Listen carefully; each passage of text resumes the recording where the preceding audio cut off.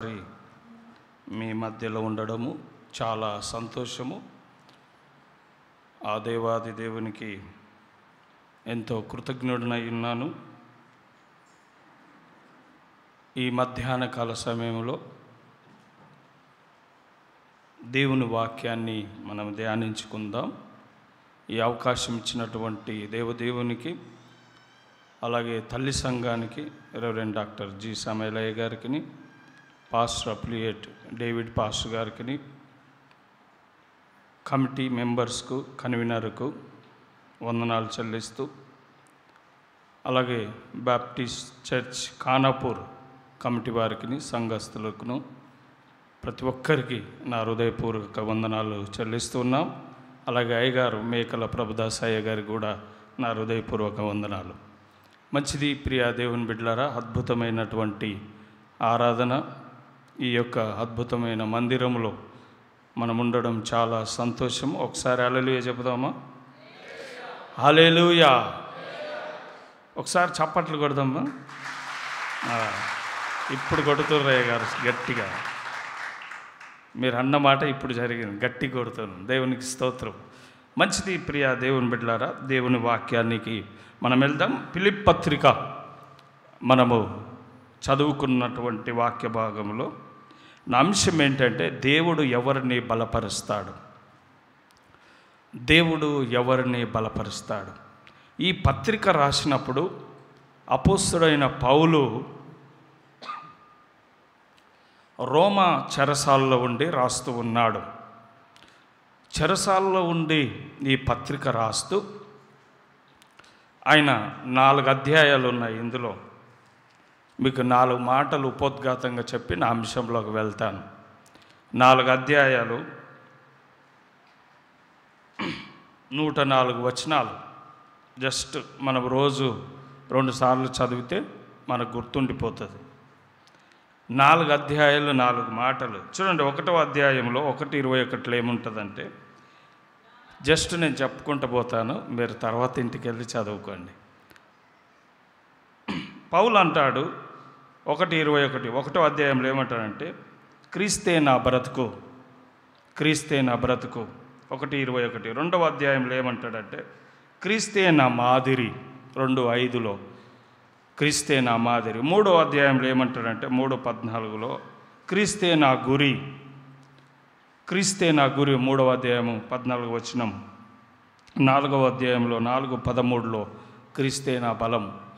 ఇవన్నీ ఈ 4 అధ్యాయాలు సింపుల్ సారాంశం అన్నమాట. దానికి బాగా చదివి ఆలోచించిన అవసరం లేదు, సింపుల్ సారాంశం. ఒక జైల్లో ఉన్నటువంటి వ్యక్తి ఏమంటుండంటే, నా బ్రతుకు క్రీస్తే, నా మాదిరి క్రీస్తే, నా గురి క్రీస్తే, నా బలం క్రీస్తే. ఈయన జైలుకి ఎందుకు వెళ్ళాడంటే, సువార్త ప్రకటించినందుకు, సువార్తను ప్రకటించినందుకు, చెడ్డవారందరూ మారినందుకు ఈయన తీసుకుపోయి జైల్లో వేశారు. ఒక దైవ సేవకుడు సాక్ష్యం చెప్తే విన్నాను. ఆయన చాలా చక్కగా వాడబడుతున్నటువంటి సమయంలో ఒక చిన్న ఇన్సిడెంట్కు, వాళ్ళ కుటుంబంలో జరిగినటువంటి ఇన్సిడెంట్కు ఈయనను కక్ష కట్టుకొని కొంతమంది ఏం చేశారంటే, ఈయన పైన లేనిపోని ఆరోపణలు చేసి ఈయనను తీసుకెళ్ళి జైల్లో వేశారు. అక్కడ ఉన్నటువంటి స్థానికము కొంతమంది ఆయనకు కొంతమంది సపోర్ట్ చేసి, సంఘస్థులు కూడా కొంతమంది సపోర్ట్ చేసి ఈయనను ఎలాగైనా జైలుకు పంపేయాలని ఆయన తీసుకెళ్ళి పోలీస్ స్టేషన్లో కూర్చునబెట్టినప్పుడు అక్కడ ఉన్నటువంటి ఎస్ఐ సిఐ అడిగారంట, ఏంటయ్యా పాస్టర్ నువ్వు చేసింది కరెక్ట్ అంటే. అక్కడ ఏం మాట్లాడలేడంట. ఆ లోకల్గా చాలా మంచి పేరున్నది, చాలా సంవత్సరాల నుంచి సేవ చేస్తున్నాడు, ఇంచుమించు 20 సంవత్సరాల నుంచి. కానీ చిన్న నేరానికి, ఇది యూట్యూబ్లో వెళ్తుంది కాబట్టి చెప్పట్లేను, ఓ చిన్న నేరానికి, ఎవరో చేసిన నేరానికి ఆయనకు కొన్ని సెక్షన్స్ పెట్టి జైలుకు పంపించారు. అక్కడ జైలుకి వెళ్ళినప్పుడు రాస్తారు, నేను కూడా చాలా జైలు వెళ్ళి సువార్త ప్రకటించాను. ఆ జైలుకి వెళ్ళినప్పుడు రాసినప్పుడు ఏం రాస్తారు, మీరేం పని చేస్తారు, అంటే పాస్టరు. అసలు ఆయన లోపలికి వెళ్ళినాక ప్రార్థన చేస్తుందంట, ప్రభువా నన్ను ఎందుకు పంపించేయవయ్యా, నీకు అనేక గ్రామాల్లో సువార్త ప్రకటించాలా, ఇంకా 2 సంఘాలు కట్టాలని నేను ఒక దర్శనం కలిగి ఉన్నానయ్యా, ఎలాగో అలా ఆ గ్రామాల్లో నేను వెళ్ళాలయ్యా, నన్ను పంపించాయా అంటే దేవుడు ఏం మాట్లాడలేడు. కొన్ని రోజులు 3 రోజులు ఆయన ఉపవాసం ఉండి ఏడుస్తూ ఉన్నాడంట. 3 రోజుల తర్వాత ఆ జైలర్ వచ్చాడంటే ఈయన దగ్గరికి. ఏమయ్యా పాస్టర్ ఏం చేస్తున్నావు అంటే, సార్ నేను ప్రార్థన చేసుకుంటున్నాను అన్నట్టు. ఆయన ఏమన్నాడంటే తెలుసా, ఇక్కడ చర్చి నడిపియాలయ్యా, ఇక్కడ చర్చి నడిపియాలా, మీరు పాస్టర్ని ఆ రిజిస్టర్లో చూసి నీ దగ్గరికి వచ్చాను. ఎవ్రీ సండే 10 to 1, 10 గంటల నుంచి 1 గంట వరకు కొంతమంది ఉన్నారు, 10 మంది ఉన్నారు, వాళ్ళని వాక్యం చెప్పాలంటే సరే సార్ అన్నాడు. రోజు దేవుణ్ణి అడుగుతుండంటే ఇలాగనేమని నేను జైలుకి ఎందుకు పంపించావని. ఇంచుమించు 6 నెలల వరకు ఆయనకు బెయిల్ రాలేదు. రోజు ప్రార్థన చేస్తుండు, నన్ను ఎందుకు పంపించావయ్యా అని. ఎవ్రీ సండే వాక్యం చెప్తూ అలాగే ప్రతిరోజు ఆయన ప్రార్థన చేస్తుంటే అందులో తిరిగినటువంటి వాళ్ళు కొంతమంది ఈయన ప్రవర్తన చూసి కొంతమంది సండే రోజు వస్తున్నారంట. 6 నెలలకు 60 మంది కంటే ఎక్కువ అయిపోయారంట. సమస్యల్లో ఉన్నోళ్ళు జైలుకి వస్తారు, ఎన్నో సమస్యలు చేయరాని నేరానికి. 6 నెలల తర్వాత ఈయనకు బెయిల్ వచ్చి బయటకు వచ్చాడు. వచ్చిన తర్వాత అప్పుడప్పుడు జైలుకి వెళ్తే అందులో ఒక 10 మంది పాస్టర్లు అయిందంట కొన్ని సంవత్సరాల తర్వాత. కొట్టండి చప్పట్లు, మీరు కొట్టలేదు. ఏ గ్రామాలనైతే ఈయన సువార్త ప్రకటించాలనుకున్నాడో ఆ గ్రామానికి ఈయన జైల్లో రక్షించబడినటువంటి వ్యక్తులు వెళ్ళి కాపర్గా ఉన్నారంట. ఎంత సంతోషకరమైనటువంటి వార్త చూడండి. దేవుడు ఒక వ్యక్తిని ఒక జైలుకు పంపించినా కూడా తన పని కోసమే పంపిస్తాడని. ఈ మాట ఎందుకు చెప్పాను తెలుసా, ఈ రోజున పాస్టర్స్ అప్రిషియేట్ డే ప్రతి సంవత్సరం అక్టోబర్ 2వ వారం వస్తుంది. దైవజనులను ఏం చేయాలంటే సన్మానించాలి. దైవజనులు ఏం చేయాలా, సన్మానించాలి. ఈ వ్యక్తి అపోస్తుడైన పౌలు జైల్లో ఉండి రాసినటువంటి మాటలు ఏంటంటే, నా మాదిరి నీవే, నా గురి నీవే, నా బ్రతుకు నీవే, అన్నీ నీవే అంటున్నారు. మన జీవితంలో మనమేమనుకుంటున్నాం? ఈ అనుకున్న తర్వాత అసలు దేవుడు ఎవరిని బలపరుస్తాడు? మనకు చాలా డ్రీమ్స్ ఉంటాయి. చూడండి ఎవరిని బలపరుస్తాడంటే 4వ అధ్యాయము 1వ వచనం చూడండి. స్థిరులైన వారిని దేవుడు ఏం చేస్తాడు? బలపరుస్తాడు. మనం స్థిరంగా ఉంటున్నామా? కింద ఉంటుంది చూడండి, ఏముంటుందంటే స్థిరులైన ప్రభువునందు స్థిరులై ఉండుడి. మనం స్థిరులైన వారిని మాత్రం బలపరుస్తాడండి. ఏ విధంగా స్థిరులై ఉంటున్నాం? మనం నిజంగా స్థిరంగా ఉంటున్నామా? మన మాటల్లో స్థిరత్వం ఉందా? ఒకసారి ఆలోచించండి. ఒక జైల్లో ఉన్నటువంటి ఆయన ఏమంటుండంటే దేవుని గురించి అనే మాట ఏంటంటే, స్థిరులైన వారిని నేను బలపరుస్తానని దేవుడు అంటే అది అట్లాగా పట్టుకుండండి. ఆయన అలాంటి వారి కోసము దేవుడు చూస్తున్నాడు. ఈ రోజున మీకు కొంచెం లోతుగా వెళ్ళి ఆలోచిస్తే మనం చూడండి.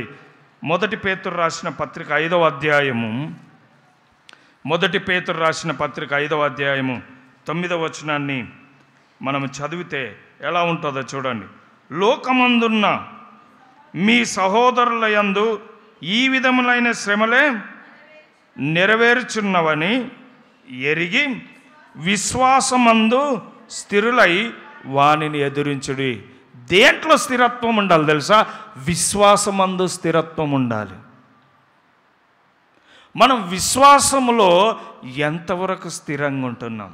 ఎన్ని శ్రమలు వచ్చినా, ఇంతకుముందు చాలా అనుభవించినటువంటి వారు, మీరు చాలా సంవత్సరాల క్రితము ఉన్నటువంటి సీనియర్ క్రైస్తవులను అడగండి, ఒక 30-40 సంవత్సరాల క్రితం వాళ్ళు ఎంత శ్రమ పడ్డారో, ఎంత వేదన గురి చేశారో. మన విశ్వాసం కొన్ని శ్రమలకే మన విశ్వాసం ఏమైపోతుంది తెలుసా? తొలగిపోతుంది. చూడండి, పౌలు అంటాడు, ఏమంటాడంటే ఈ విధములైన శ్రమలే. చూడండి, కొన్ని శ్రమలు, కొన్ని కష్టాలకు పడిపోయేటటువంటి వారు లేరా? కొంతమంది మొదట్లో బాగానే విశ్వాసం ఉంటుంది, కానీ ఎండింగ్కి వచ్చే వరకు కొన్ని సంవత్సరాల తర్వాత ఆ విశ్వాసాన్ని కోల్పోతుంటారు.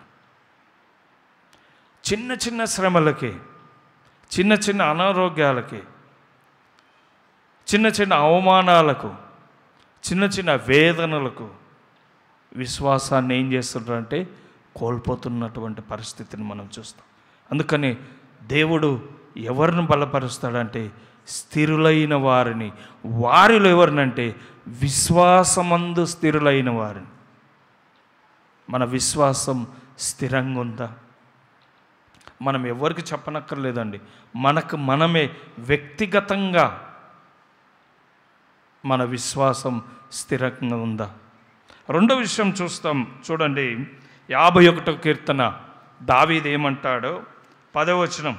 51వ కీర్తన 10వ వచనం చూడండి.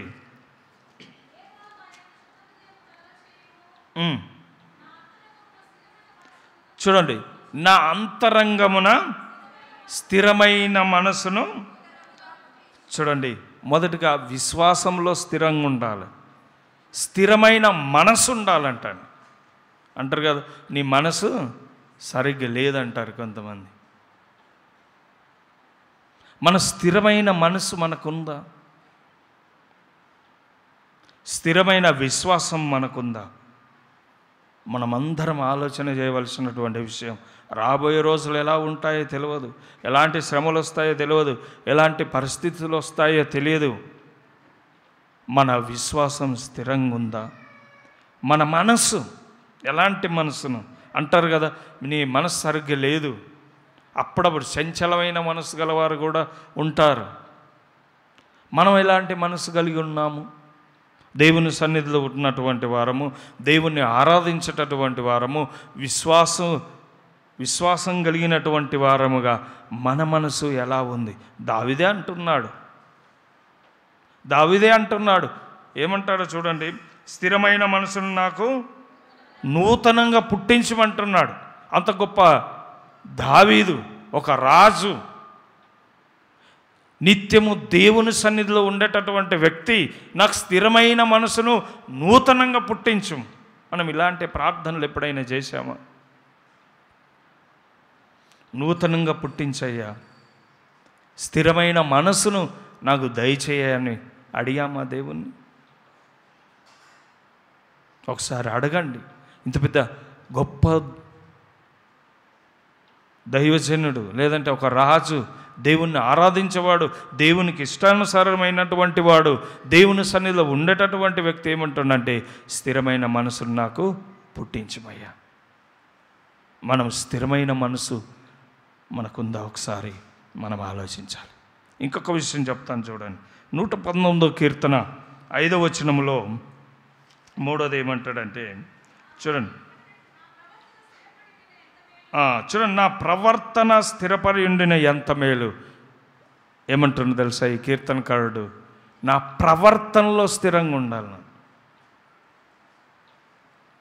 చూడండి, మన విశ్వాసంలో స్థిరులై ఉండాలి, మన మనసులో స్థిరులై ఉండాలి, మన ప్రవర్తనలో కూడా మనం ఎలాంటి ప్రవర్తన కలిగి ఉంటున్నాం. దేవుని మందిరానికి వెళ్ళినప్పుడు ఏం చేయాలంట? మన ప్రవర్తనను చూడండి. దేవుని మందిరంలో ఉన్నప్పుడు, దేవుని సన్నిధిలో ఉన్నప్పుడు, మన ఇంట్లో ఉన్నప్పుడు, వీధిలో ఉన్నప్పుడు, ఎక్కడున్నా మన ప్రవర్తన ఏ విధంగా ఉంటుంది ఒకసారి ఆలోచన చేయండి. మనం దేవుని మందిరానికి వెళ్ళినప్పుడు, దేవుని సన్నిధిలో ఉన్నప్పుడు మన ప్రవర్తన, మన నడవడిక, మన మాటలు, మనం జీవించే విధానము మనల్ని ఎంతమంది చూస్తున్నారు ఒకసారి ఆలోచన చేయండి. మన ప్రవర్తన, మన మనసు, మన విశ్వాసము స్థిరంగా ఉండాలి. ఎన్ని బాధలు వచ్చినా, ఎన్ని కష్టాలు వచ్చినా, ఎన్ని అనారోగ్య పరిస్థితులు వచ్చినా, ఎన్ని ఆటంకాలు వచ్చినా, అవమానాలు వచ్చినా, ఒక జైల్లో ఉన్నటువంటి వ్యక్తి ఇన్ని మాటలు చెప్తుండంటే మన జీవితం ఏంటి? ఒక రాజు ఉండేవాడంట. ఈ రాజు వేటకెళ్ళాడంట.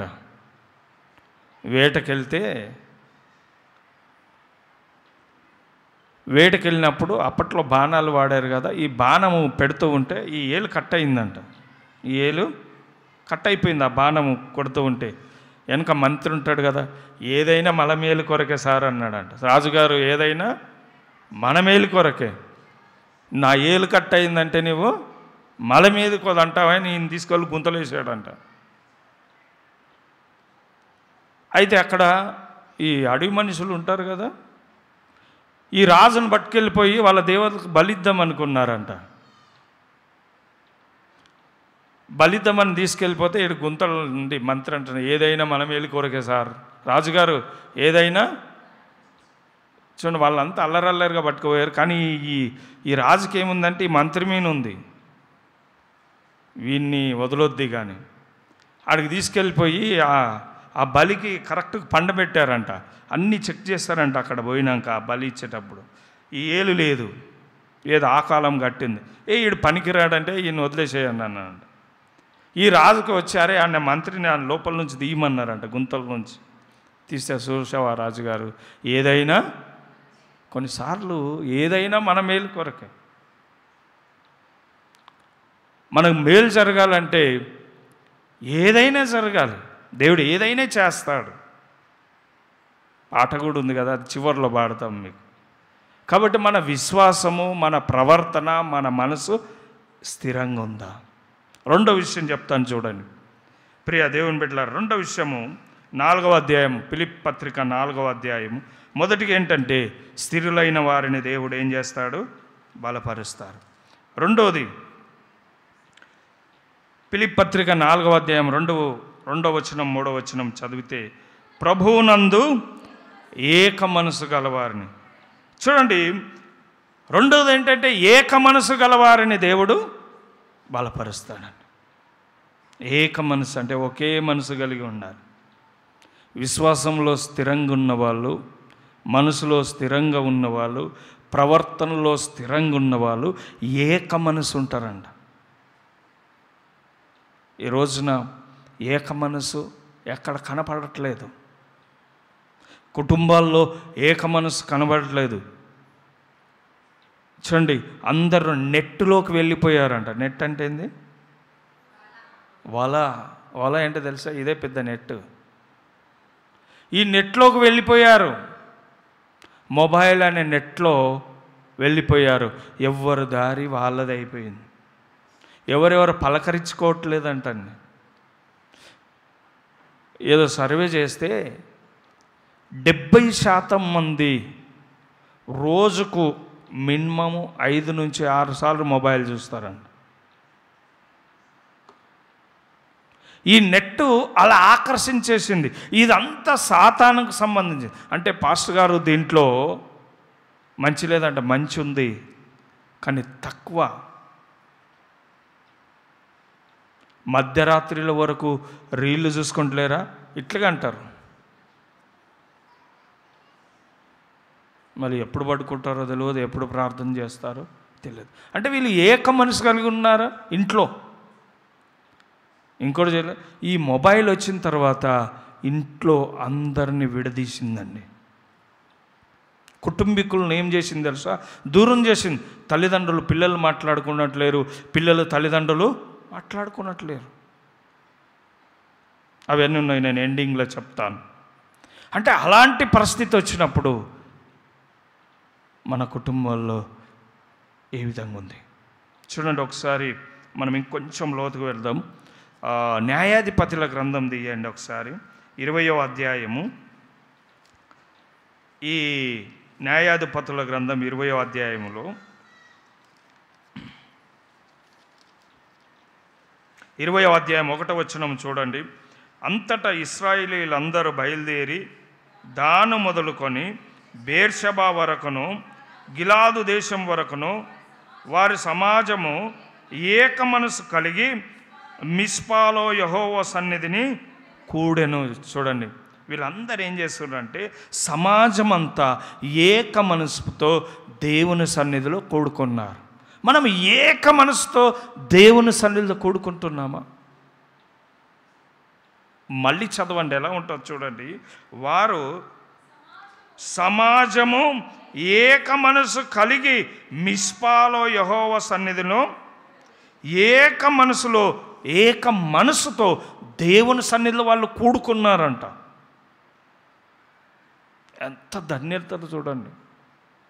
మనం ఏక మనసు గలవారిని దేవుడు బలపరుస్తాడంటే ఏక మనసు గలవారు, ఏక మనసు కలిగిన వారు అందరు కూడుకోవాలండి సమాజంగా. ఆ రోజుల్లో చర్చలు లేవు కాబట్టి వాళ్ళు ఒక్క దగ్గర ఎక్కడ కూడుకున్నారో అక్కడనే దేవుని సన్నిధి దిగి వచ్చేది. ఇప్పుడు ఎందుకు దిగి రావట్లేదు దేవుని సన్నిధి, ఎందుకు ఉద్యమం రావట్లేదంటే ఏక మనసు లేదు. మీకు చెప్తాను చూడండి ముందుకు. వీరు అందరూ దేవుని సన్నిధిలో ఏక మనసు కలిగి కూడుకున్నారు. ఎక్కడ? సమాజంలో. ఇంకొక సందర్భాన్ని మనం చూద్దాం చూడండి.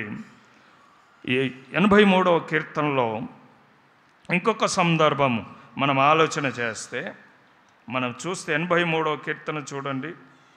83వ కీర్తన 5వ వచనం. 83వ చూడండి. ఏక మనసుతో ఆలోచన చేసుకొని ఉన్నారు. చూడండి, ఏక మనసుతో ఆలోచన చేశారంట వీళ్ళు. అక్కడనేమో ఏక మనసుతో దేవుని సన్నిధిలో ఉన్నారు వాళ్ళు. ఇక్కడ ఏక మనసుతో ఆలోచన. చూడండి, ఏక మనసు గలవారు ఎవరంటే ఏక మనసుతో ఆలోచన చేసేవాళ్ళు, ఏక మనసుతో దేవుని సన్నిధిలో ఉండేటటువంటి వారండి. దేవునికి కావాల్సింది కూడా వీళ్ళే. ఇశ్రాయేల్ ప్రజలను చూస్తే వాళ్ళు ఐగుప్తు నుంచి ఎర్ర సముద్రం దాటి వచ్చారు, కానీ వాళ్ళు ఎంతసేపు ఐగుప్తు గురించే మాట్లాడుకుంటున్నారు. ఎంతసేపు ఐగుప్తు గురించే మాట్లాడుతూ ఉన్నారు. వీళ్ళ ఆలోచనలన్నీ ఎక్కడున్నాయి? ఐగుప్తు గురించే ఉన్నాయి వీళ్ళ ఆలోచనలు. చాలామంది అంటుంటారు కదా, వెనకయే మాట్లాడుకుంటారు, పోయిన వాటి గురించే మాట్లాడుతూ ఉంటారు. కానీ మనం ఆలోచనలు ముందున్న వారి కొరకు, మనం ఎలా పరలోకం వెళ్ళాలి, ఎలా సంఘాన్ని సిద్ధపరవాలి, ఎలా నేను దేవుని సన్నిధిలో ఉండాలి, ఎలా నా విశ్వాసాన్ని వృద్ధి చేసుకోవాలి, ఎలా నేను దేవుడు నాలో ఉండాలనే ఆలోచన ఈ రోజున లేకపోయిందండి. చాలా బాధాకరమైనటువంటి విషయం. సంఘాల్లో ఉపవాస ప్రార్థనలు లేవు. ఉపవాస ప్రార్థన అంటే ఎవరు రావట్లేదు ఇప్పుడు. అంటే కొన్ని సంఘాలు చేస్తున్నాయి, నాకైతే తెలియదు ఇక్కడ చేస్తున్నారా లేదా. ఎంతోమంది కన్నీరు గార్చేటటువంటి వారు ఉన్నారు.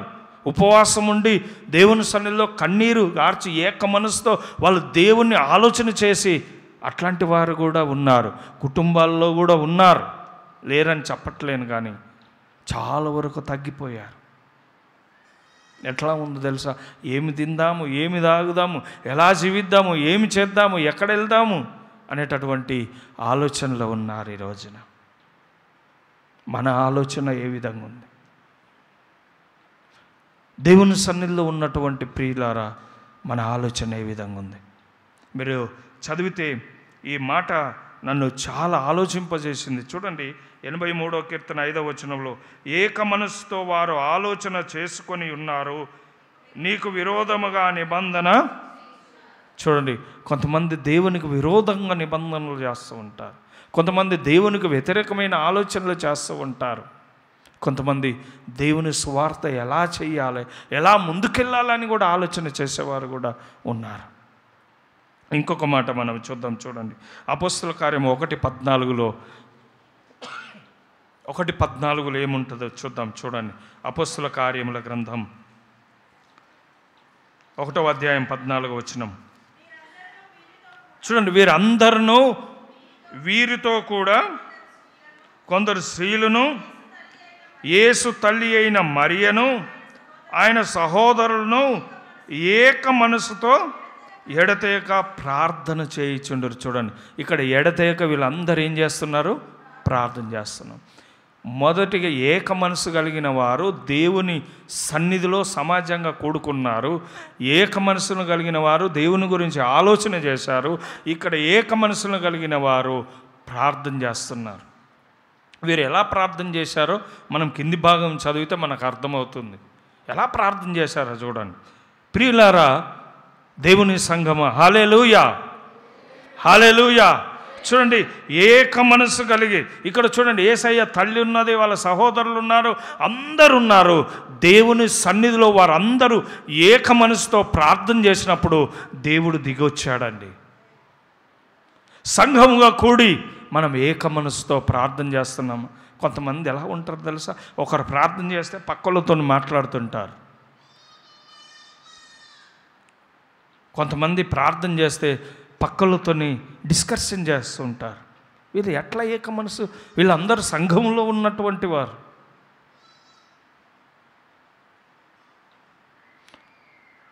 ఇలాంటి వారి ప్రార్థన దేవుడు వింటాడా? చెప్పండి. మనం ప్రార్థన చేద్దామంటే అందరు ఏం చేయాలా? కళ్ళు మూసుకొని దేవుని సన్నిధిలో ఏం చేయాలా? తలలు వంచాలి. కొంతమంది ప్రార్థన చేస్తుంటే తిరుగుతుంటారు. నాకు చాలా బాధ అనిపిస్తుంది. కొంతమంది ప్రార్థన చేస్తే పక్కలతో మాట్లాడుతుంటారు. కొంతమంది అంటే అసలు అర్థం కాని పరిస్థితి. ఇన్ని సంవత్సరాలు నాకు వెళ్ళిపోతూ ఉంటారు, లోపలికి వస్తూ ఉంటారు, బయటకు వస్తూ ఉంటారు. అంటే దేవుణ్ణి మనం ఎంతవరకు గౌరవిస్తున్నాం? ఎందుకు దేవుని సన్నిధి మన మధ్యకు దిగి రావట్లేదంటే మనం ప్రార్థన సరైన రీతిగా చేయట్లేదు. కొర్నేలి ప్రార్థన చేస్తున్నాడు, దేవుడు దూత వచ్చి ఆయనతో మాట్లాడుతుంది. మనం ప్రార్థన చేస్తే దేవుడు ఎందుకు దిగి రావట్లేదంటే ఒకరు ప్రార్థన చేస్తే ఇంకొకరు బయటికి పోతారు, లోపలికి వస్తూ ఉంటారు. ఎంత బాధాకరమైన విషయం చూడండి. మీరు ఒక ముఖ్యమంత్రి దగ్గరికి పోయినప్పుడు, ముఖ్యమంత్రి అనుకుందాం, అక్కడ కూర్చున్నాడంటే మీరు లేచి అటు ఇటు తిరుగుతారా? చెప్పండి అమ్మా. పోనీ మీ ఆఫీసు పనిచేసే వాళ్ళు ఉంటే మీ బాస్ అక్కడ కూర్చున్నాడంటే మీరు అక్కడిక్కడ తిరుగుతారా? ఎందుకు తిరిగారు? జాబ్ ఊడిపోతుందని. మళ్ళీ దేవుని సన్నిధి, ఆయన మనం సృష్టించిన సృష్టికర్త, ఆయన సన్నిధిలో ఉన్నటువంటి మనము ఏ విధంగా ఉంటున్నాము? ఏక మనసు కలిగి దేవుని సన్నిధిలో ప్రార్థన చేస్తున్నాము. ఒకసారి ఆలోచన చేయండి. కొంతమంది కళ్ళు తెరిచి చూస్తుంటారు. చాలా బాధతో చెప్తున్నాను నేను. కళ్ళు ఎందుకు తెరుస్తారో అర్థం కాదు. ఇన్ని సంవత్సరాల పరిచర్యలో ఒకరు ప్రార్థన చేస్తుంటే దేవుని మందిరంలో కళ్ళు తెరిచి చూడాలా? కొంతమంది ఏడుస్తుంటే ఒక ఆమె నన్ను అడుగుతుంది, అయ్యగారు ఆమె ఎందుకు ఏడుస్తారు ప్రార్థన చేస్తానని అడుగుతుంది. పాస్టయ్య ఆమె ఎందుకు ఏడుస్తుంది? ప్రార్థన అంటే ఏడుస్తుంది. నేనన్న ఆమెను అడుగుపోమని. మీకు విషయం తెలుసా? మొదటి సమూయేలు గ్రంథం 1వ అధ్యాయంలో తీయకండి. హన్నా అనేటటువంటి స్త్రీ వెళ్ళి దేవుని సన్నిధిలో కన్నీరు కార్చింది. స్త్రీలు రోదన చేసే, అందుకని బైబిల్లో ఏముందంటే స్త్రీలు గొప్ప సైన్యం. స్త్రీలే ఎక్కువ ఉన్నారు. ఇక్కడ పురుషులన్నీ ఖాళీ అయిపోయారు. చూశారా? ఒక సంఘమైనా ఒక కుటుంబమైనా ఏమంటారు? స్థిరమైన వాళ్ళు ఎవరు తెలుసా? స్త్రీలే. చప్పట్లు కొట్టండి అమ్మా. స్త్రీలే గొప్పవారు. ప్రియ దేవుని బిడ్డలారా, వీళ్ళందరూ ఎందుకు చెప్తున్నానంటే, ఒక స్త్రీ, ఒక మరియా, యేసు తల్లి ఎక్కడంటే ప్రార్థనలో అందరినీ ఏకం చేసింది. మనం ఏక మనసు కలిగి దేవుని సన్నిధిలో ప్రార్థన చేస్తున్నామా? మనం ఆలోచన చేద్దాం. ఇంకొక మాట చెప్తాను చూడండి, ఇందులోనే ఏక మనసును గలవారే అనే మాటలో మనము ఇంకొక మాట చెప్పి మనం ముందుకు వెళ్దాం. 2వ దినవృత్తాంతముల గ్రంథం 13వ అధ్యాయము 11వ వచనం చూడండి. 2వ దినవృత్తాంతములు క్షమించాలి 2వ కొరింథీయులకు రాసిన పత్రిక 2వ అధ్యాయము 2వ కొరింథీ 13వ అధ్యాయము 11వ వచనం, క్షమించాలి, కొరింథీయులకు రాసిన 2వ పత్రిక 13వ అధ్యాయం 11వ వచనం చదవండి. సంతోషించుడి, సంపూర్ణుడై ఉండుడి. ఒకసారి బాగా వినండి ఈ మాట, చదవమ్మా.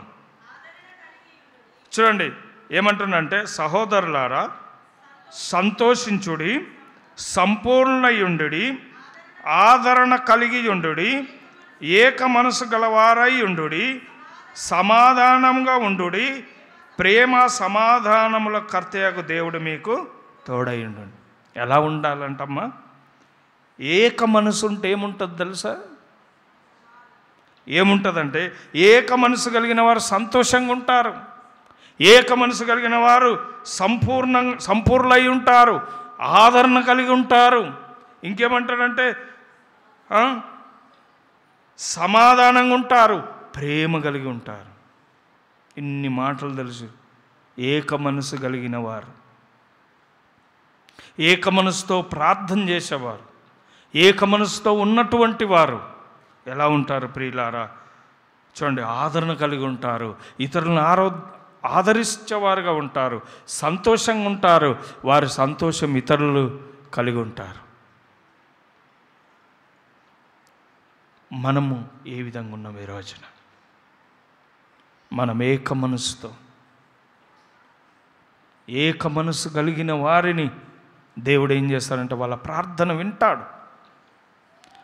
ఈ తల్లి వెళ్ళి అందరినీ కలుపుకొని సంఘములో, మేడ గదిలో వాళ్ళందరూ ఏక మనసుతో ప్రార్థన చేసినప్పుడు పరిశుద్ధాత్మ దిగుడొచ్చాడు. పేతురు లేచి ప్రసంగం చేస్తే 3000 మంది రక్షించబడ్డారు. ఒకటి రోజు బాప్తిజం తీసుకున్నారు. చూడండి, సంఘములో ఏక మనసు కలిగి ఉంటున్నాం. ఇంకొక మాట చెప్పి నేను ముగిస్తాను.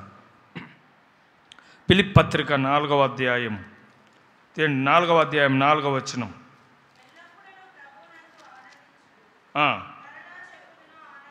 చాలామ్మా చూడండి, ప్రభువునందు ఆనందించేవారిని బలపరుస్తాడు దేవుడు. ఏంటమ్మా? ప్రభువునందు ఆనందించేవారిని. చూడండి, ఈ రోజున ఆనందము ఎక్కడనో ఉన్నదని ఎక్కడెక్కడనో తిరుగుతారు, ఏమేమో చేస్తూ ఉంటారు, కానీ ఎవరెవరితో మాట్లాడుతూ ఉంటారు.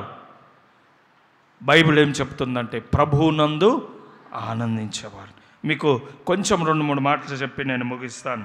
చూడండి, ఎజ్రా గ్రంథం 6వ అధ్యాయం 16వ వచనాన్ని మనం చదివితే, ఎజ్రా గ్రంథం 6వ అధ్యాయం 16వ వచనం చూడండి.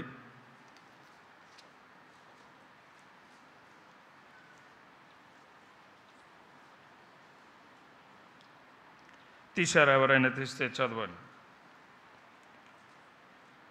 అప్పుడు ఇశ్రాయేలీయులు యాజకులను లేవీలను చెరలో నుండి విడుదల నొందిన తక్కిన వారును దేవుని మందిరమున ఆనందముతో, చూడండి, దేవుని మందిరములో ఆనందం,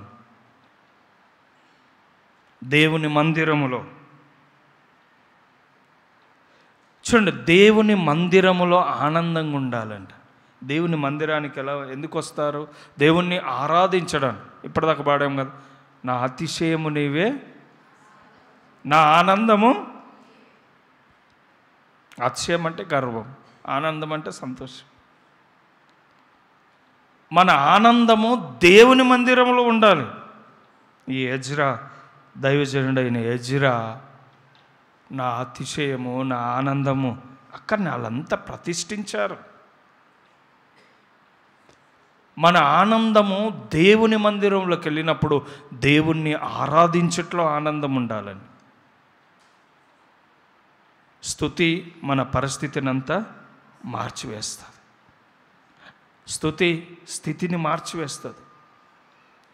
మనం స్తుతించకుండా, ఆనందించకుండా, చూడండి, ఈ పౌలు ఒక జైల్లో ఉండు ఏం చెప్తుందో తెలుసా? ఆనందించండి. మరలా చెప్తా, జైల్లో ఉన్న వాళ్ళు ఆనందిస్తారా? ఆనందించరండి. హాస్పిటల్లో ఉన్న వాళ్ళు ఆనందిస్తారా? దుఃఖమే ఉంటుంది. కానీ ప్రభువు చెప్తున్నాడు ఏంటంటే, నువ్వు దేవుని మందిరానికి వచ్చినప్పుడు నువ్వు ఎక్కడికి వెళ్ళినా ఆనందించాలి. రెండో వ్యక్తి చూడండి, ఎలిజబెత్. లూకా సువార్త 1వ అధ్యాయము 48వ వచనం.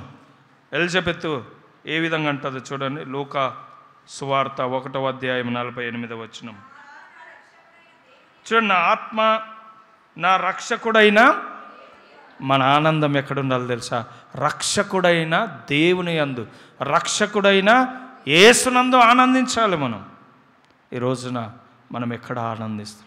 మన రక్షకుడైన, నన్ను రక్షించాడు, నా కొరకు ప్రాణం పెట్టాడు, నా కొరకు సిలువలో ఆకాశానికి భూమికి మధ్యలో వేలాడాడు 3 మేకుల పైన. నా ఆలోచనల ద్వారా ఆయన ముండ్లకీటం పెట్టబడ్డది. నేను పక్కలో చేసిన పాపముకు ఆయన ఏం చేశారు? బల్లెంపోటు, చేతులకు శీలలు. ఇన్ని చేసిన ఆ రక్షకుణ్ణి ఆనందంగా మనం ఆరాధిస్తున్నాము. మనం ఎవరికి చెప్పనక్కర్లేదండి. దేవుని సన్నిధిలో ఉండి మన హృదయాన్ని తెరిచి మనం దేవుణ్ణి, నా రక్షణ ఇచ్చినందుకు వందనాలయ్యా. ఎంతోమంది రక్షించబడక చనిపోతూ ఉన్నారు ఈరోజు. మన రక్షణ ఉచితంగా అంటే రక్షణ. ఇంకా చాలామంది రక్షణను ఎంత నిర్లక్ష్యం చేస్తుండో తెలుసా? ఈ రోజున తీర్మానం చేసుకొని ఎనిక్కిపోయి వెళ్ళినటువంటి వాళ్ళు చాలామంది ఉన్నారు. నేను రక్షించబడతాను, నేను బాప్తిజం తీసుకుంటానని తీర్మానం చేసుకొని ఎనిక్కి వెళ్ళినటువంటి వారు ఎంతోమంది ఉన్నారు. అపొస్తలుల కార్యం 16:34లో ఏమిటో తెలుసా? మీరు తర్వాత రాసుకొని చదువుకోండి. జైలర్ గురించి ఏముంది? అతని ఇంటి వారందరితో కూడా ఆనందించనంట. మన కుటుంబంలో ఆనందం ఉందా? మన రక్షణను బట్టి మనం ఆనందిస్తూ ఉన్నాము. మనం దేవుని మందిరంలో ఉండి, దేవుని సన్నిధిలో ఉండి మనం ఆనందిస్తూ ఉన్నాము. చివరిగా మన కుటుంబం చాలా ప్రాముఖ్యమైందండి. మన కుటుంబంలో దేవుణ్ణి, మన కుటుంబంలో ఉన్నటువంటి వారందరూ, భార్య, భర్తలు, పిల్లలు అందరూ కలిసి ఆనందిస్తున్నారా ప్రతిరోజు? ఒకసారి ఆలోచన చేయండి. కుటుంబ ప్రార్థనలు అందరూ కలిసి చేసుకుంటున్నారా? మనమందరం ఎక్కడున్నా, ఎక్కడికి వెళ్ళినా రోజుకొక అధ్యాయం చదువుకొని ఆనందం కావాలంటే ఎక్కడి నుంచి మొదలు కావాలి తెలుసా? కుటుంబం నుంచే. మన పిల్లలకు మనం ఏం నేర్పిస్తున్నాం? ఈ వ్యక్తి ఒక జైలర్ రక్షించబడి తన కుటుంబాన్ని, అంతవరకు ఆనందం లేదేమో, అంతవరకు సంతోషం లేదేమో, సమాధానం లేదేమో, తన జీవితం కోల్పోయినటువంటి పరిస్థితిలో ఉన్నాడేమో. కానీ ఎప్పుడైతే పౌలు సువార్త విన్నాడో, రక్షించబడి ఆయన దేవుని సన్నిధిలో ఆనందించాడు. నీవు నేను మన కుటుంబంగా కూర్చొని ఒక పాట పాడుకొని, ఒక అధ్యాయం చదువుకొని అందరం ప్రార్థన చేసుకుంటున్నాము. కుటుంబ ప్రార్థనలు. ఇంకా చాలా విషయాలు ఉన్నాయి, సమయం అయిపోయింది కాబట్టి తలలు వంచి కళ్ళు మూసుకొని ప్రభు సన్నిధిలో ఉన్నటువంటి మనం ఒకసారి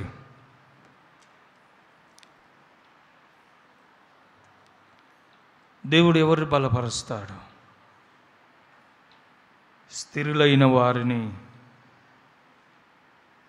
దేవుడు బలపరుస్తాడు.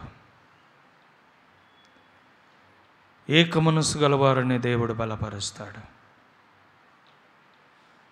దేవుని యందు ఆనందించే వారిని దేవుడు బలపరుస్తాడు.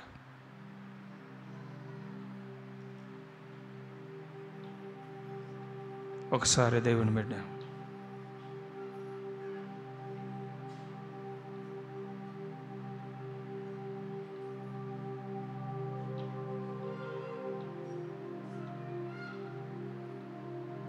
దేవుని సన్నిధిలో ఉన్నటువంటి నువ్వు స్థిరులైన వారిని మనం విశ్వాసము స్థిరంగా ఉందా?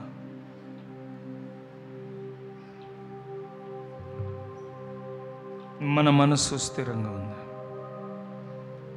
మన ప్రవర్తనలో స్థిరంగా ఉందా? రెండవదిగా ఏక మనస్సు కలిగిన వారు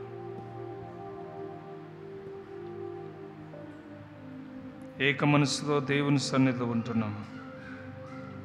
ఏక మనస్సుతో ఆలోచిస్తున్నామా? ఏక మనస్సుతో ప్రార్థన చేస్తున్నామా?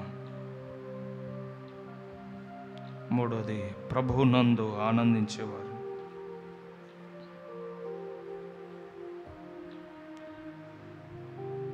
దేవుని మందిరములో ఆనందము,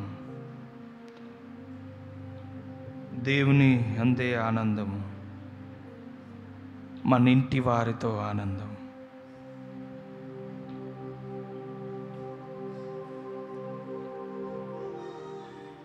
కళ్ళు మూసుకొని తల వచ్చి, ప్రభువా నాతోనే మాట్లాడేవయ్యా.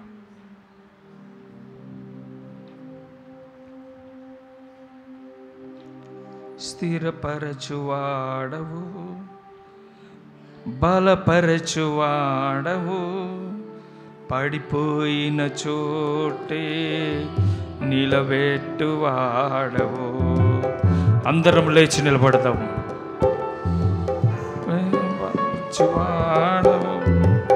పడిపోయిన చోటే నిలబెట్టువాడవు.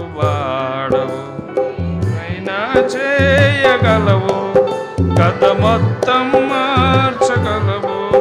నీ నామముకే మహిమంతా తెచ్చుకో.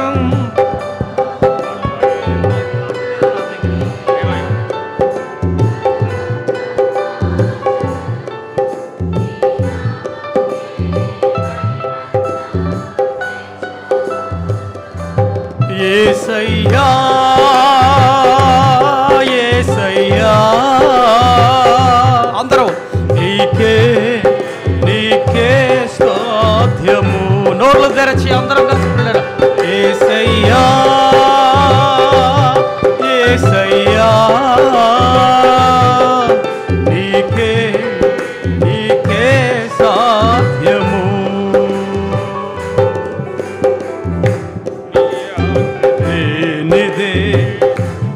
ఏదైనా జరుగునా ఈ కంచె దాటగా శత్రువుకు సాధ్యమా?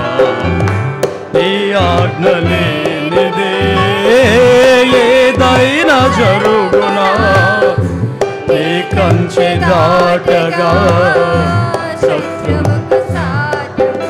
మా దేవా నీవే మా తోడుంటే అంతే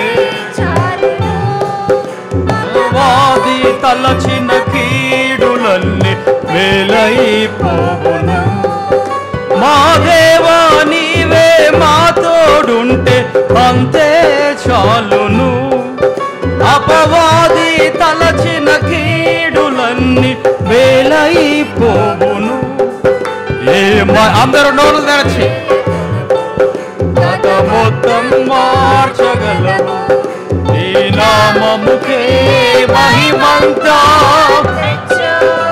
నోర్లు తెరచి, ఏమైనా చేయగలవు, కథ మొత్తం మార్చగలవు.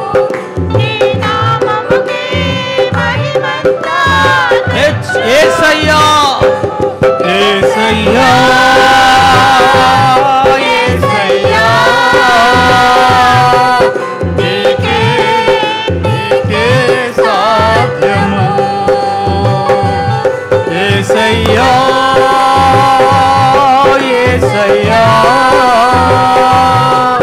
నీకే యేసయ్యా యేసయ్యా యేసయ్యా యేసయ్యా నీకే మరొకసారి యేసయ్యా యేసయ్యా యేసయ్యా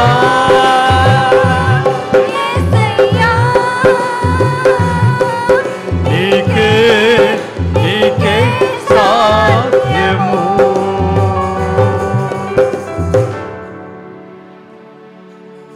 ప్రార్థన చేసుకుందాం.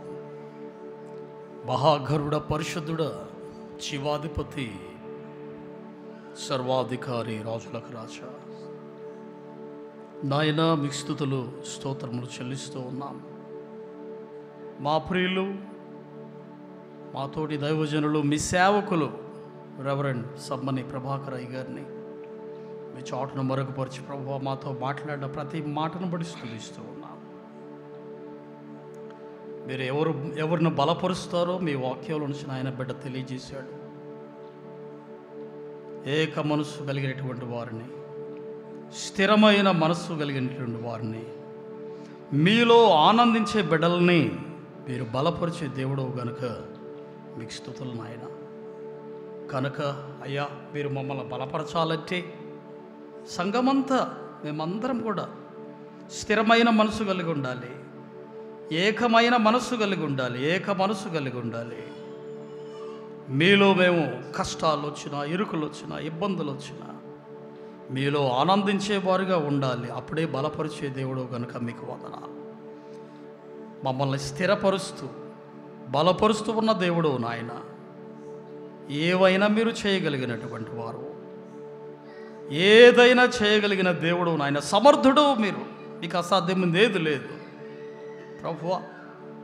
నువ్వు ఒక్కడవే గొప్ప దేవుడు, అద్భుతాలు ఆశ్చర్యకార్యాలు చేసే దేవుడు కనుక మా ప్రియులు వాక్యాన్ని అందించిన మా ప్రియులు మీ సేవకులు రెవరెండ్ సమ్మని ప్రభాకర్ అయ్య గారిని, వారి కుటుంబాన్ని, వారి పరిచర్యను మీ చేతులతో దీవించండి. అలాగే నాయన వాక్యం విని ఎంతమంది అయితే బిడ్డలు వాక్యానుసారంగా మేము జీవిస్తామని తీర్మానం చేసుకున్నారో ఒక్కొక్కరిని, ప్రతి ఒక్కరిని మీ చేతులతో దీవించి ఆశీర్వదించమని మరొకసారి ఈ సేవకులు మా ప్రియులు పెద్దలు బాప్టిస్ట్ చర్చ్ హైదరాబాద్ ఆయన ఫస్ట్ పాస్టర్ గారైన రెవరెండ్ చిసామెల్ అయ్య గారిని, అలాగే నాయన అఫిలియేట్ పాస్టర్ గారు ఉన్నటువంటి రెవరెండ్ డేవిడ్ పి గోలపల్ అయ్య గారిని, రెవరెండ్ డాక్టర్ కాటపల్లి డానియల్ అయ్య గారిని, రెవరెండ్ సోలమన్ రాజు అయ్య గారిని, ఒక్కొక్కరిని ప్రతి ఒక్కరిని మీరు దీవించండి అయ్యా. అలాగే బ్రాంచ్ చర్చెస్లో సేవ చేసిన ప్రతి ఒక్కరిని, ఎన్నికలైన మమ్ములను, అంతర్జాతీయంగా ఉన్న సేవకులందరినీ మీరు దీవించండి. మా ప్రియులు చేసిన ప్రార్థనలో నేను కూడా ఏకీపిస్తూ ఉన్నాను నాయన. ఇంకా సేవ ముమ్మరంగా జరుగులాగిన సహాయం చేయండి. మా సంఘ బాప్టిస్ట్ చర్చ్ కానపూర్ బిడ్డలందరినీ మీ చేతుల్లో దీవించండి. ఇంకా ప్రభువా మేము బలమైన పరిచర్య మేము చేయడానికి మీరు మమ్మల్ని బలపరిచి మీ సేవలో వాడుకొని దీవించమని, ఈ మనవులను స్తుతులను ఈ లోకానికి త్వరగా తిరుగు రానయ్యున్నటువంటి నజరేయుడును నిజదేవుడైన యేసు నామమున ప్రార్థించి స్తుతించి అడిగి వేడుకొంచున్నమ్మ తండ్రి, ఆమేన్. మన పరమ తండ్రి అయినటువంటి దేవుని మహాప్రేమయు, కుమారుడును రక్షకుడైనటువంటి యేసుక్రీస్తు కృపయు, పరిశుద్ధాత్మ యొక్క దేవుని సహవాసమును సమాధానమును, సకల ఆశీర్వాదాలు దీవెనలు ప్రభు సన్నిధానంలో ఉన్నటువంటి మీకు అందరికీ, అంతర్జాతీయంగా సేవ చేస్తున్న ప్రతి సేవకుడికి, మరి ముఖ్యంగా ఈరోజు వాక్యాన్ని అందించిన దైవ సేవకులకును, వాక్యం విని దాని ప్రకారంగా మేము జీవిస్తామని తీర్మానం చేసుకున్న ప్రతి బిడ్డకు ఇప్పుడును ఎల్లప్పుడూ సదాకాలము తోడైండి నడిపించును గాక.